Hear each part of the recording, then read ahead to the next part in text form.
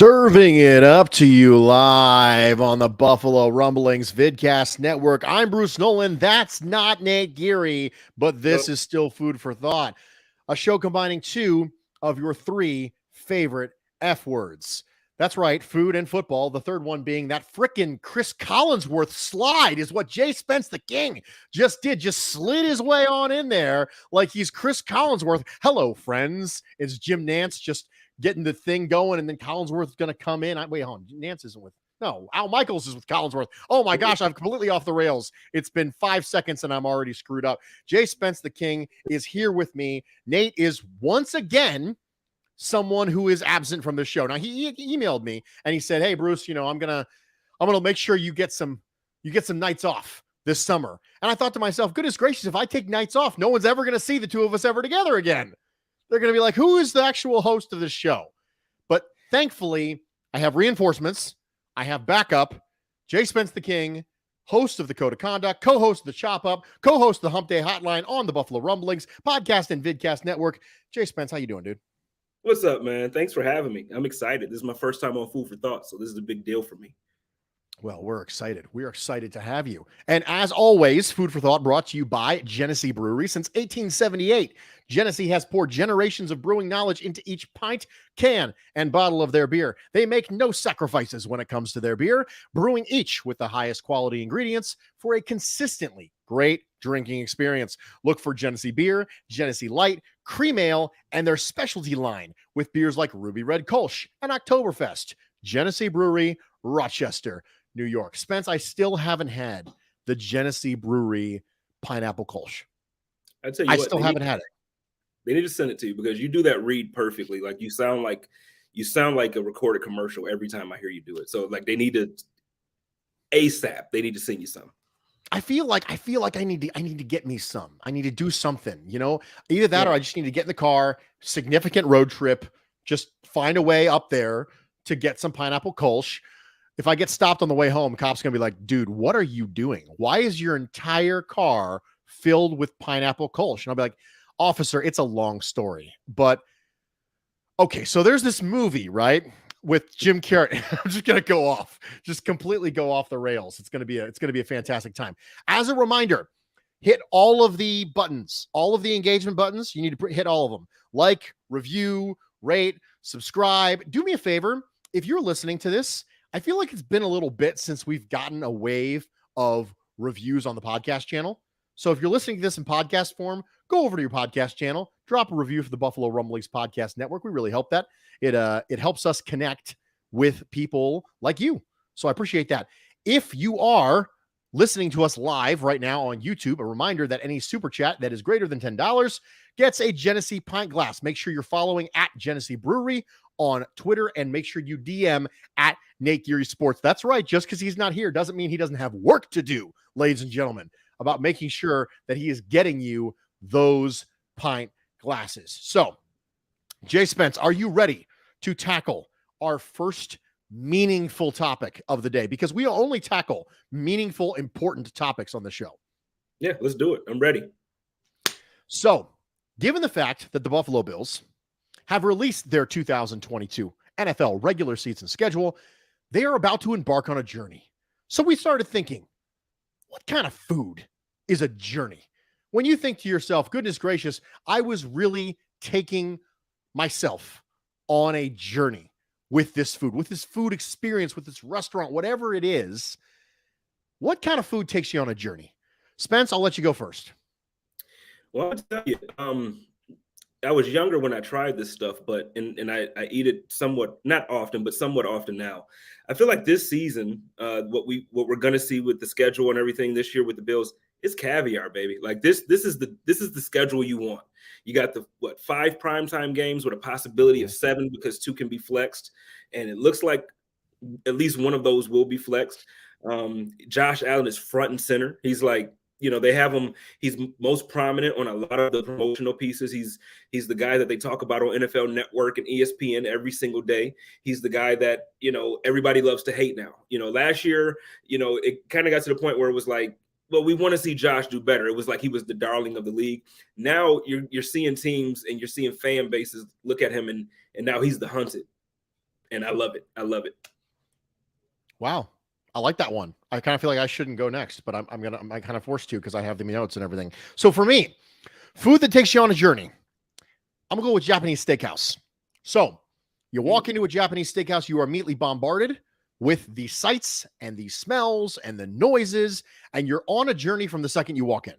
Then you go and you sit down at the table, and waiter comes up.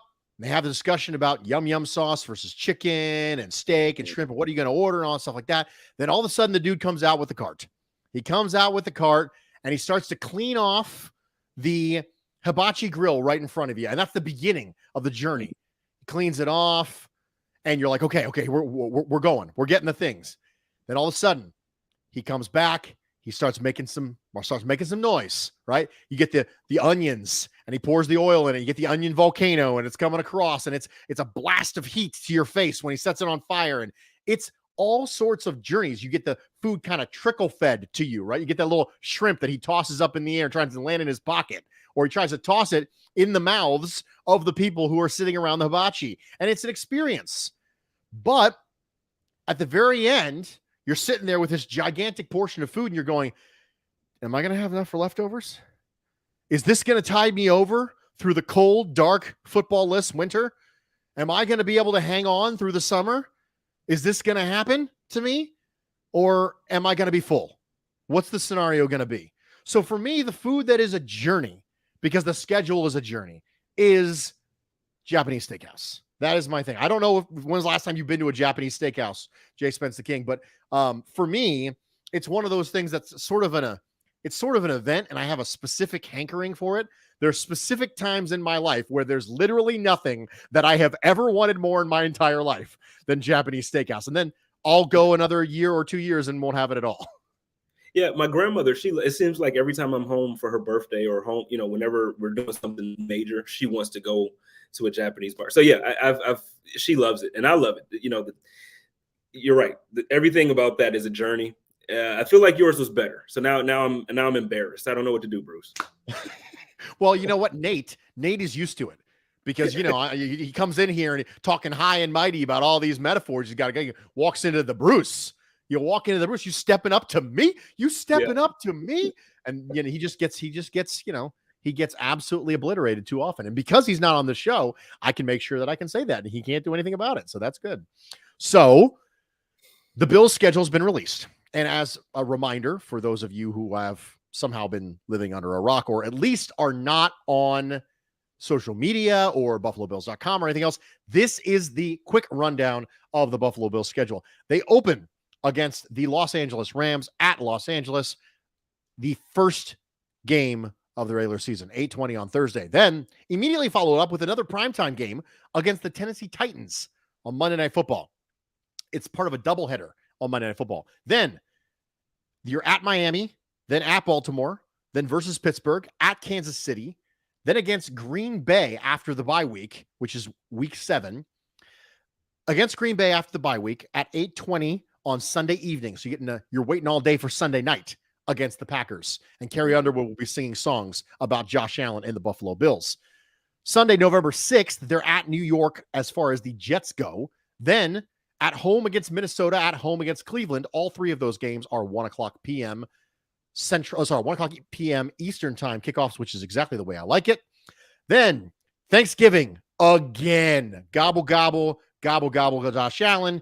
Detroit Lions, 12:30. I am thrilled that it's the early game on Thanksgiving. Absolutely thrilled about it. Then Thursday night, immediately a week after at New England. Then Sunday, New York. Then next week, Miami at home, finishing up the year at Chicago, at Cincinnati, which is a Monday night game, and then versus New England at home. So for those of you who have not familiar with that for whatever reason, there it is. But if the Bills' schedule was a food, what kind of food would it be? And I'll go first on this one. And the reason I'm going to go first is because I don't know what it is with me today, but I went Japanese steakhouse and now I'm going to go Szechuan. Szechuan food is what this schedule is. And I'll tell you why. So Szechuan food is spicy. Okay. But that's not the thing that makes it Szechuan food. because lots of foods are spicy. Lots of Asian foods are spicy. However, the thing that it makes it distinctly Szechuan food is the use of the Szechuan peppercorn. And Szechuan peppercorn has a really fragrant flavor that also creates a numbing feeling in your mouth. And because of that, the further on you get into a meal that is Szechuan food, the less spicy it actually feels because you're numb to it. Right off the gate, you're like, whoa, this is spicy. Oh man, this is spicy. But the more you eat it, the more tingly your mouth gets. And you're like, you know what? It's not that bad. In this same way, the Buffalo Bills schedule is tough. And it starts off with the Super Bowl champion, Los Angeles Rams, on the biggest possible stage.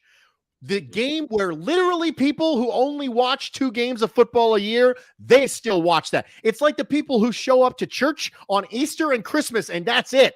It's those people. Even those people are watching. You could not ask for a bigger platform against a better team than the opening night of the regular season against the Super Bowl champion Los Angeles Rams at their house. So yeah, you start off spicy. But then by the time you get to the middle of this schedule, by the time you realize that you play Kansas City, have a bye, and then come back and face Aaron Rodgers, you're like, whatever, I'm numb to this. I'm numb to this, baby. This is just what happens when you're the good team. This is what happens when you're a Super Bowl contender. This is what happens when you're a back-to-back division champion. This is what happens when you are the odds-on betting favorite to win the whole darn thing. So because of it, it might be spicy right off the gate. And you might think it might be a little uncomfortable, but just give it a little bit. You'll numb up to it, and you'll probably come back. Wow. First of all, that was perfect. Like, just first of all, you're just gonna blow me out the water here tonight, but that's okay, because the way I'm going with it, I look at it like my favorite meal from my great grandmother. Now, rest her soul, she's not with us anymore, but she used to make, and it's not everybody's flavor, but she used to make pinto beans and rice and with cornbread, like the Jiffy cornbread. And the way she would do it, the reason why I'm going with this is because nobody else in my entire life has ever been able to make these pinto beans and cornbread the way my great grandmother has. So it's like, it's the good old times. So it's like, this feels like the 90s. This feels like glory days. We're the biggest team in the league. We're on everything, like I mentioned earlier. And so for me, I can actually follow along with what you're saying as far, it feels spicy at first and it goes on. Those pinto beans, but at the end of the day, you get comfortable with it, and it's good comfort food, and you end up getting tired. You fall asleep to it because everything about it is just the best thing ever. The cornbread is sweet, and the rice soaks up the juice from the pinto beans, and everything about it is just perfect. And again, I haven't had this in years, and so this season, this schedule, this platform for the Buffalo Bills is like 1990, 1991, 1992, 1993. It's like those years when those guys were at the top of their game and we were going to the Super Bowl back to back to back. Hopefully this year Josh Allen can duplicate the things that Jim Kelly did to get us there, and hopefully we see everything from Stephon Diggs that reminds us of Andre Reed. I want that old great grandmother feeling, that cornbread that you just can't duplicate. That's what it is for me. Feeling like the 90s again is an absolutely perfect way of summing this up. And if you could find a food that was distinctively 90s, I think you did it. I think that's good. I like that. I like that a lot. I didn't even think to myself, I should find a food that is distinctively 90s. And now that I'm going that way, now that I'm thinking that way, I don't think I can think of a food that is distinctively the 1990s, that is representative of an entire decade. Now, spoiler alert, I was alive in the 1990s. I don't know if that's giving away anything by that, but I cannot think of a food that sums up a decade like the 1990s. I don't know why I'm flying a blank on this. For some reason, we think of, music that sums up decades, and we think of fashion that sums up decades. But for some reason, food is such a timeless concept that things that were really good 30 years ago are probably still really good. And things that were really good, because, the 90s were, oh my gosh, I'm so old. The 90s were 30 years ago, Spence. I need a minute. I just need a minute. It's I was bad. alive too, Bruce. I was alive too. It's so bad. The Arch Deluxe, Cameron says in the comment section. I don't know what the Arch is. That a McDonald's thing? The I'm Arch hoping Deluxe? named Arch. I would hope so. I mean, Arch makes sense. Did I ever tell you I'm going to tell you a funny story right here. Um, so I was born as I mentioned before. I was born in West Philadelphia. So in the area of West Philadelphia is where I was born. Yeah, I know, and I'm the Fresh Prince of Bill's Mafia. So, my mother was in labor with me for 72 hours. Okay, I was extremely long, and I was a very difficult child from the very beginning. It was very difficult to handle, and they were done with me, and I was born, and I came out, and then they put me in the car seat, and they were taking me home, and my mother was, of course, famished, so they swung by the McDonald's drive-in, and I was kind of, I was a baby, so I'm barely opening my eyes at that point, and the lady at the drive-thru goes, "Oh my gosh, your baby's so cute. How old is he?" And they go, "Like 7 hours." And the guy's like, "What?" So to this day, my parents believe that my affinity, my deep affinity for McDonald's comes from the fact that it was the first real food smell that I ever had in my entire life, was going through the golden arches in the drive-thru and thinking that now it's like embedded in my like subconscious. There's some sort of deep psychological issue that I'm going to have to talk about on a couch with a therapist 5 years from now, who's going to say, "Tell me about your relationship with your mother." And I'm going to say, "You mean McDonald's? Is that what you mean?" And it's going to be a great thing. So that's my fun McDonald's story for the day. I don't know. No, that makes sense though. If you love it that much, I haven't had McDonald's in so long, and I miss their fries and their hash browns, but that's about it. I don't really eat McDonald's often. I didn't know you loved it like that. Well, it's one of those things I have a nostalgic for it. I don't crave it as much as I did when I was a poor college kid. But I will say this morning. So this morning I was on my way to work, and my wife at the time was on her way back from the store, and we were going to crisscross. So I was going to see her headed home when I was on my way to work. And she texted me and said, "Hey, I'm in the McDonald's drive-thru." And I said, "Hey, pick me up a sausage McMuffin and we'll do a drive-by. We'll do like a swap." Right? So she says, "Okay." So she gets it and she pulls into a parking space in the McDonald's, and I pull in and literally barely even slow the car down, right? And she just runs up to me and throws it in the passenger side window for me, and I drive away. Like it was all part of an elaborate heist to get a sausage McMuffin in my Bruce face. Like that was my McDonald's story as of literally this morning. That's what we did. You know what? Their breakfast is elite though. I would. Have you had the breakfast bagel? Oh yeah. I'm a steak bagel guy. I get the steak one, and I don't get it with hollandaise sauce. No breakfast sauce for me. I get the sauce. I take the onions off. I'm not an onions guy, but the steak bagel is the best thing they got over there. You could put griddled onions on almost anything, and I would be good with it. Like I don't like raw red onions because I think that it's too much. It's too powerful. It overpowers the flavor of a lot of things. I don't like raw red onions on my burger or raw red onions on my sandwich. I just think it's too much. But if you saute those guys, oh yeah, like now I'm here for it. I am absolutely here for any bit of sauteed onions on. I'll put it on burgers. I'll put it on hot dogs. I'll put it on anything you want. I am absolutely 100% down with it. So we actually have a mailbag. So while we are grabbing this, if any of you in the comment section have any questions for us, go ahead and drop them in now. Spence and I will try to get to them. A reminder, the super chats will get priority, and we are going to move forward because I got an email from James, and James says, "I have 2 questions for you, Bruce. Number 1, Trey White back after the bye week? Question mark. Reminder that bye week is week 7 for the Buffalo Bills. The second thing that he had a question about was, is Coach McDermott on the hot seat? Is this a Super Bowl or try to get Sean Payton sort of scenario?" And Spence, I'm going to let you go first with both of these questions, and then I will follow up. Well, I'll answer the first one first. So the thing is, I don't think we really have an idea of where Trey is. You almost hear conflicting stories. Like, you heard Brandon Beane say in one of his pressers that we hope to have him back at the beginning of the season. Then you hear Coach McDermott at some point say that, it's impressive for him, to see him be the first one in the building and the last one out. And he's working hard every day, but we have no clue.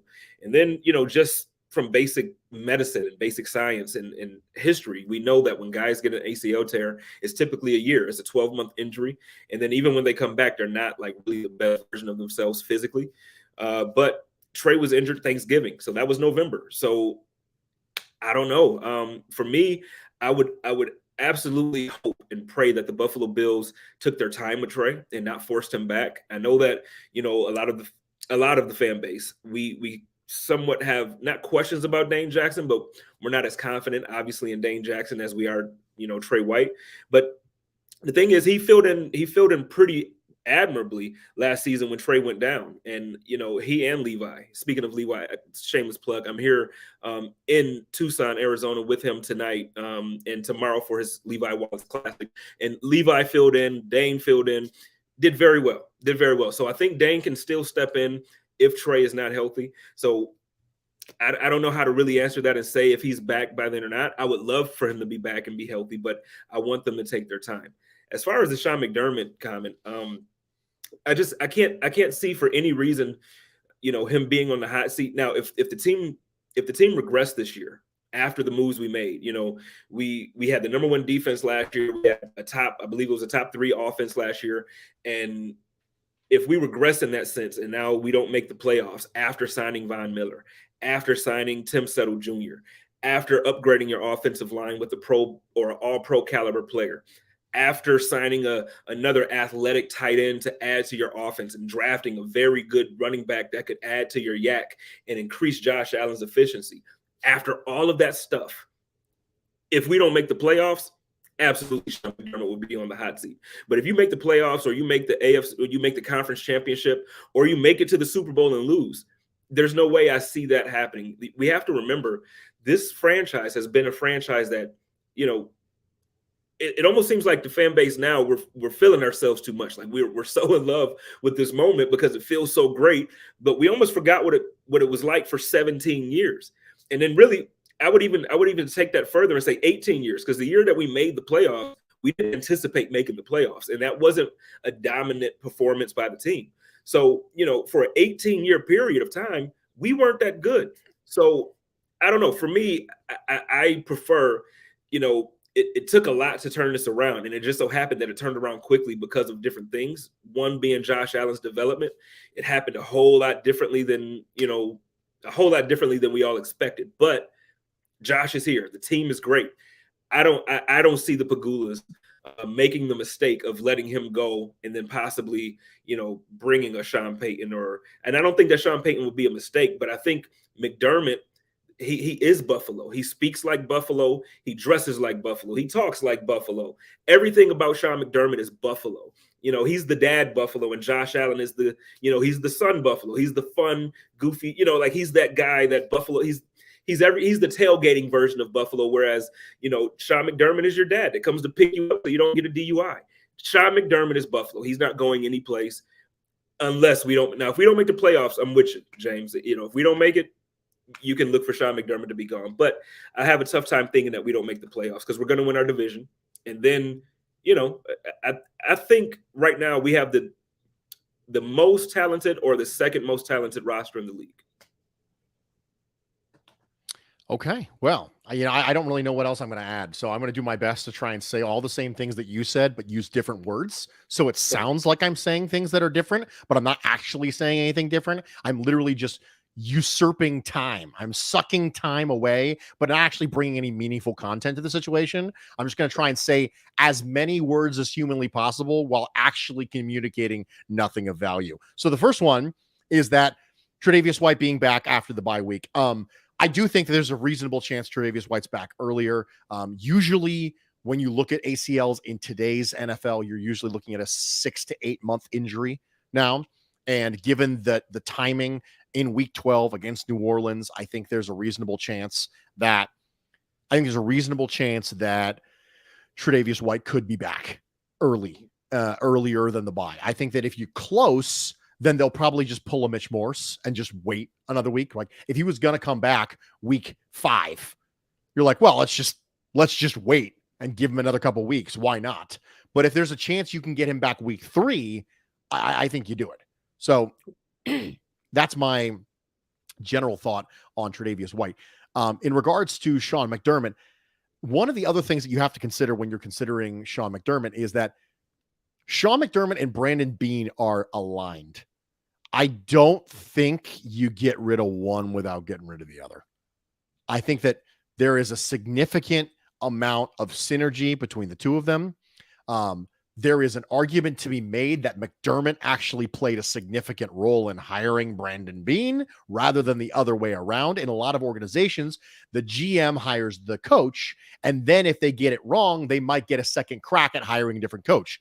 That is not the way it worked in Buffalo. The coach was hired and a GM was brought in who could align himself with the coach who was in place. So because of that, I think very much like the John Lynch and Kyle Shanahan relationship in San Francisco, I do feel like you're probably not getting rid of one without getting rid of the other. It's a regime thing a lot more so. It's a program thing because it's not just getting rid of Sean McDermott. It's scrapping the program. And when you have a scenario like this, I think it's got to be a pretty significant issue before you say, I'm going to scrap the most successful program that the Buffalo Bills have had in 30 years. So going to the comment section. Go ahead. Well, because I was going to say in the comments, Daryl mentioned, the memory of Rex still looms large in the Pegula's minds. And I was actually going to say that similar to that next, when you have a traumatic experience in a relationship and then, you break up with that person and then you finally heal from it, you move on. And then the person you're dating or the person you get married to next is a breath of fresh air. Everything is so much better. Now, you might not have 100% of everything that you want, but you sure got like 95%. I don't think that the Pegulas are going to make a decision to, in certain circles, it's like the 80-20 rule, where it's like you break up with somebody who gives you 80, and then you're trying to find somebody that specializes in the 20, but then you realize that the 80 is gone. You don't want to do that. So I think, Sean McDermott is safe for a while as long as he continues winning. And the same, I agree with you about Brandon Beane. Do you know what my wife would have to do at this point in our relationship, Spence, in order to get me to leave her? Listen, if she shot me in the leg tomorrow, I would give her the benefit of the doubt that she probably didn't mean to. I would literally sign up for the theory of alien mind control before I would look at her and go, yeah, no, I'm out. Because I've been through some stuff, right? Yeah. I've seen some stuff and I've dated some women. And I'm like, do you have any idea what my wife would have to do at this point to get rid of me?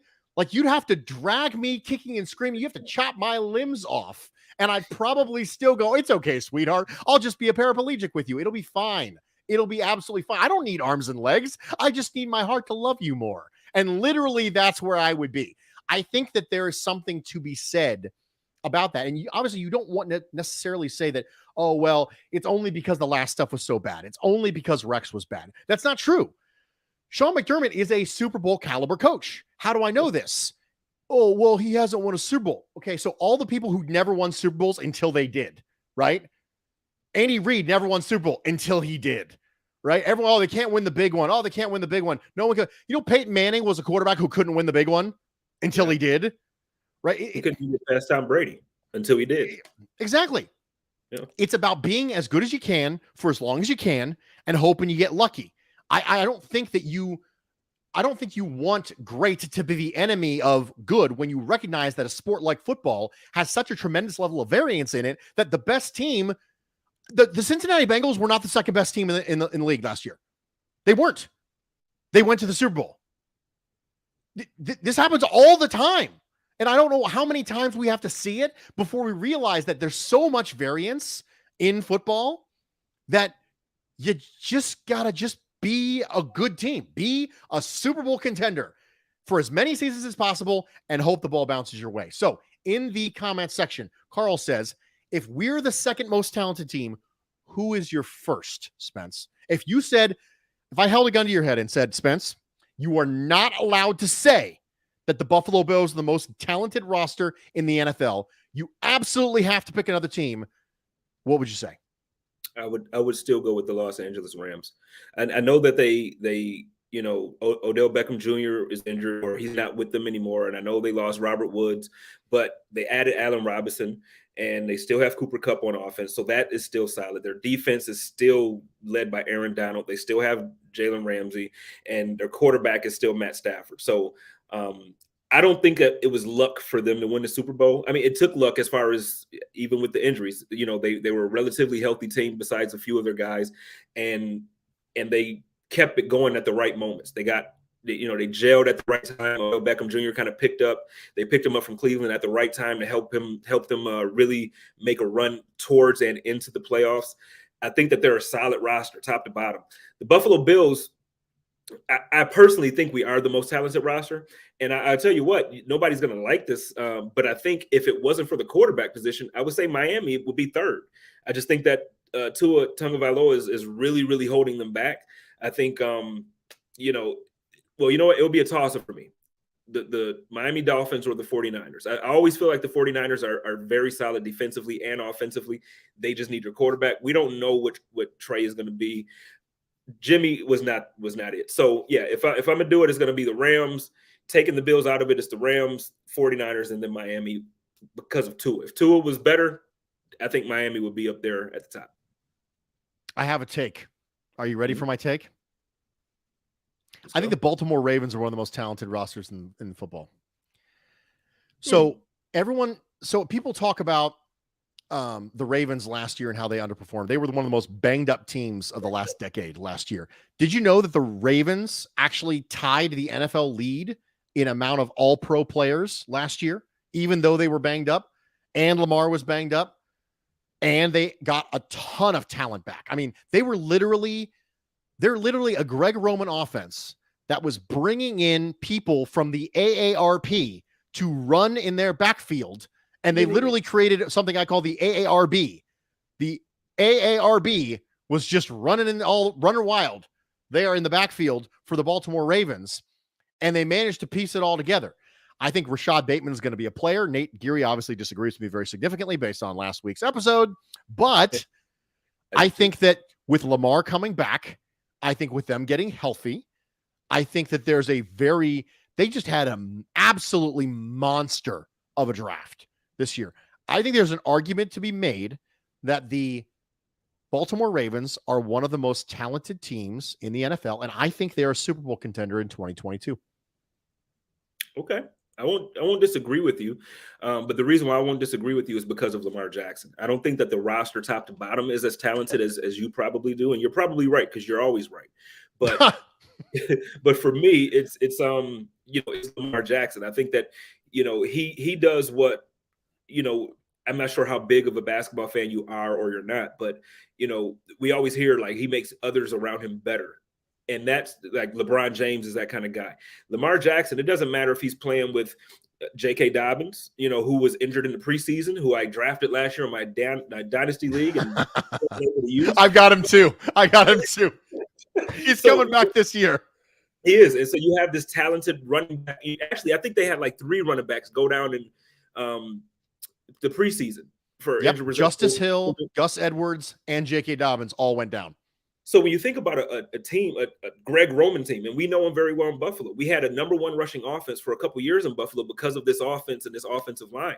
So you have that, and then those guys go, and they still do what they did. There was a time there during the first part of that season, like the first 7-8 weeks, that Lamar was actually an MVP conversation. Like he was, because he was doing things with a roster that just wasn't what anybody expected for the Baltimore Ravens to put on the field.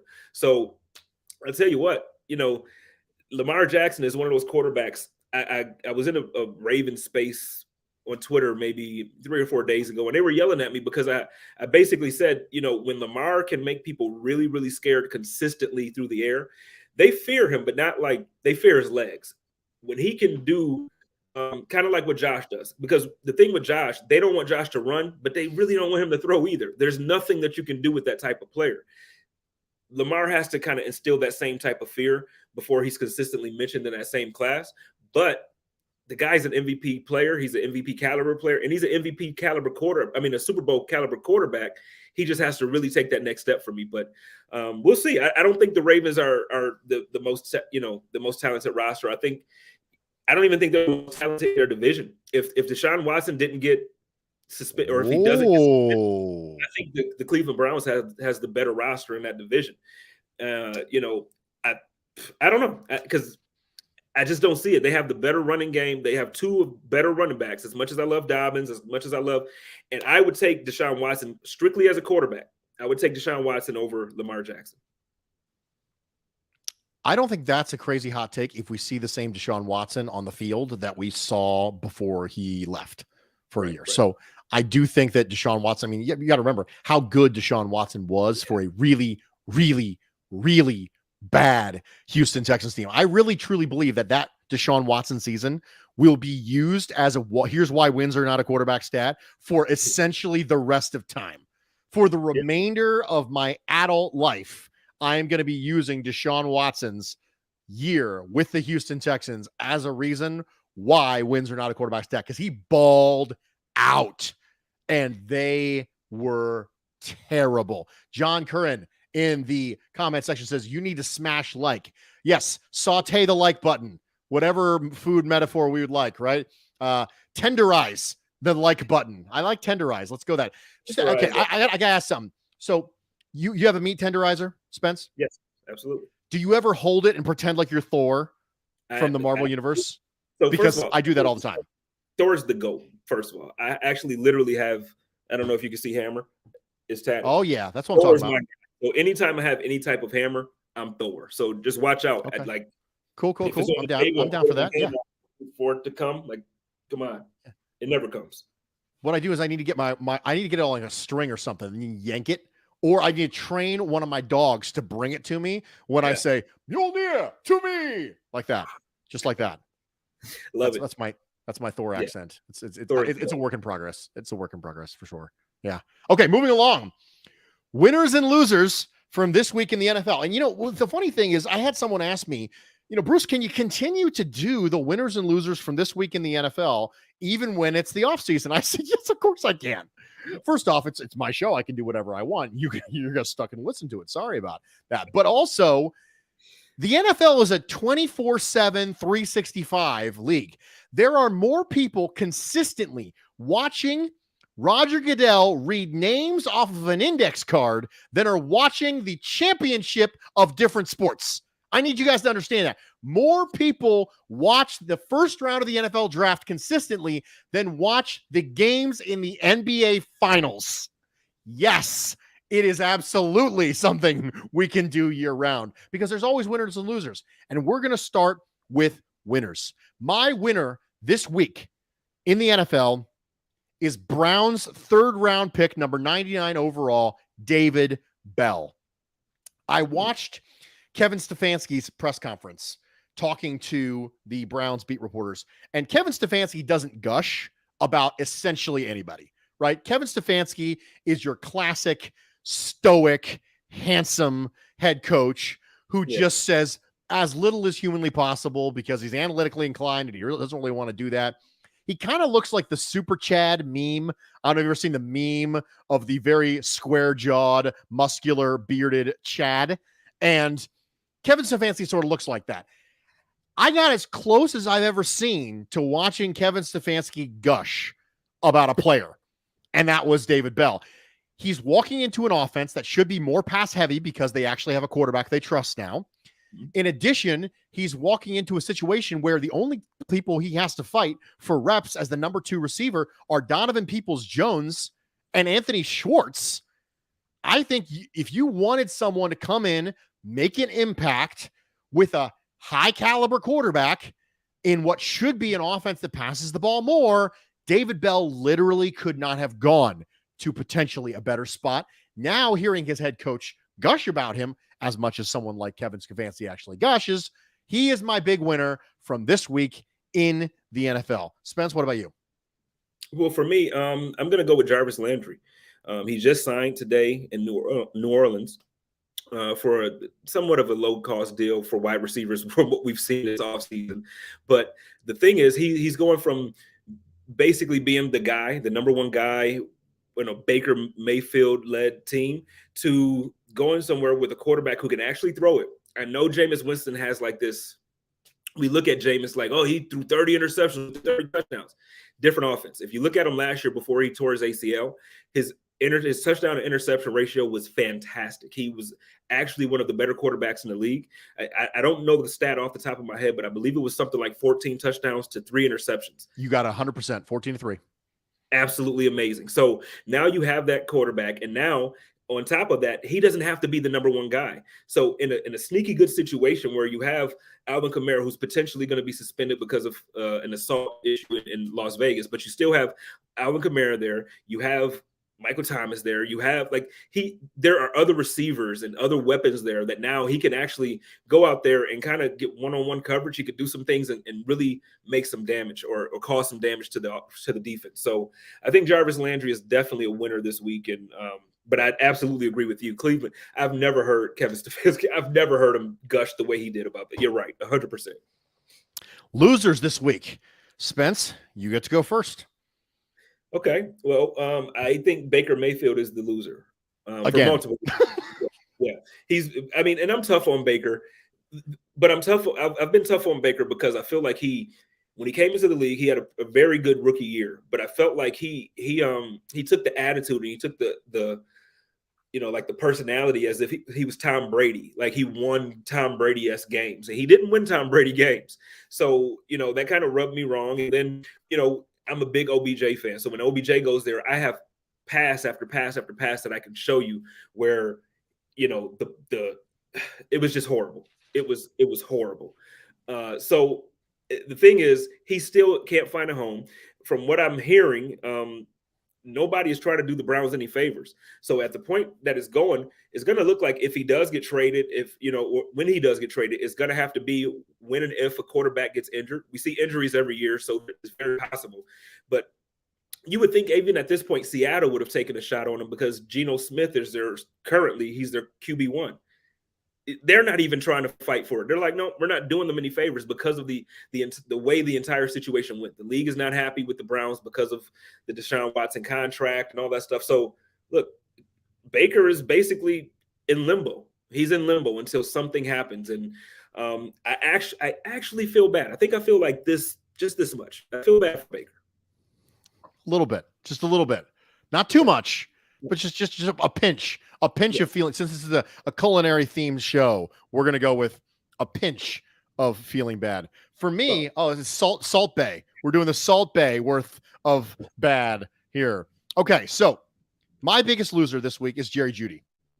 Now, it came out that Jerry Jeudy's situation was a misdemeanor.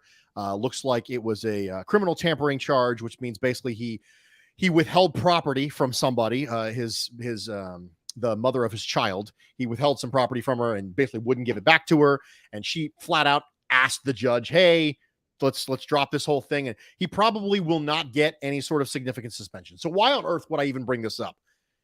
Jerry Jeudy is entering a very pivotal year in Jerry Jeudy's career because the first year he had a little bit of drop issues, but he was ready to go. Year 2, big breakout candidate, gets hurt. Suffers through terrible, terrible quarterback play when he gets back. This year, maybe there's a chance for Jerry Jeudy, but look at that. The Broncos re-signed both of their starting receivers from last year to meaningful deals. So now Jerry Jeudy's coming in and going, well, I'm not guaranteed to get a top 3 target share anymore. Yeah. So any little thing is a bad thing because this is a really important year for Jerry Jeudy. Anything that keeps you off the field, anything that makes you a distraction, anything that gives them a reason to not want to make you the dude is a bad thing because you're teetering right now, Mr. Jerry Jeudy. You're teetering on the edge of, is this guy going to be another one of those first round busts? Because you had a perfectly reasonable year. And we've seen that the draft class that was that legendary wide receiver draft class, everybody asked, what are your top 3? Now, let me ask you, is it Jeudy, Ruggs, CD? Is it CD, Ruggs, Judy? Is it? Everyone said, who are those three people? Guess what? The fourth guys end up being the best guy, which is Justin Jefferson. And for some people, the fourth guy was Jalen Reagor, who is already busted out. So Ruggs is in jail, right? Rager's busting out. Now Jerry Judy's on the tipping point, and CeeDee Lamb and Justin Jefferson sitting there going, I mean, 2 out of 5 ain't bad, right? That's what they're thinking. So you are on the tipping point right now, Mr. Jerry Jeudy, and anything bad that happens to you is amplified by the fact that your margin for error is very slim right now. So for me, biggest loser of the week, Jerry Jeudy. How do you feel about that? No, you know what? I agree with you. That's it's unfortunate for several reasons. First, domestic violence or domestic abuse is just not cool in any way. But it sucks because, like you mentioned, this is a huge year for him. And it's the first year of his career in the NFL where he's going to have a quarterback that can actually sling it. And I know, again, Russ fades out towards the end of the season. He always starts off hot and his team looks great. And they're like, oh, he could be the MVP this year. But there's a reason why he never wins the MVP, or why he has, I think for his career, he has 1 or 2 votes total for the MVP. Mm-hmm. And that's because he always phases out towards the middle to the end of the season. But I think he has a better roster completely. He has a better better offensive line in front of him, and he has better weapons. Not that DK Metcalf and not that, Tyler Lockett. He had a very good receiver core over there and a good running back. But you're fooling yourself if you don't think the Denver Broncos are a better put together roster. So, in this situation, again, like I mentioned about Jarvis earlier, having other weapons, so there's not so much pressure on him. This was a perfect opportunity for Jeudy to come in and get some one-on-ones with some DBs or some, it was a perfect opportunity for him to come and show the NFL what he could do, for him to have a breakout season and earn a contract. Now it's looking like, depending on the suspension that he's probably going to get, he may or may not. I don't know how long it's going to be. Probably 6 weeks or so. That's typically like the first offense. But it just sucks for him because everybody anticipated him being one of those top guys with Russ coming in, and now it's looking like you mentioned, they signed their 2 guys from last year, and those guys are excited, and Russ is excited. Every day he's posting a video of him working out or him, with the guys, and he's ready. So Denver's going to be fun to watch, and Jeudy might not be fun part about it, which sucks. AFC West is going to be an absolute bloodbath. I mentioned on social media earlier this offseason that the AFC West has become the hold my beer division, because it just seems like one upping after one upping after one upping after one upping. It was a whole thing. But ladies and gentlemen, we did it.